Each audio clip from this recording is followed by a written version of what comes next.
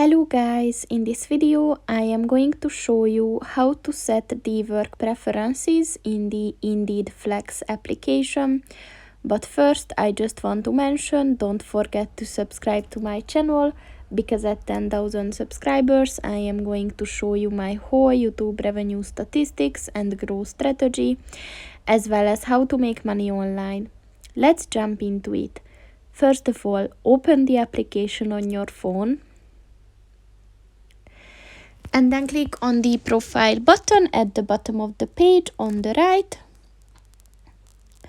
And then click on the work preferences button.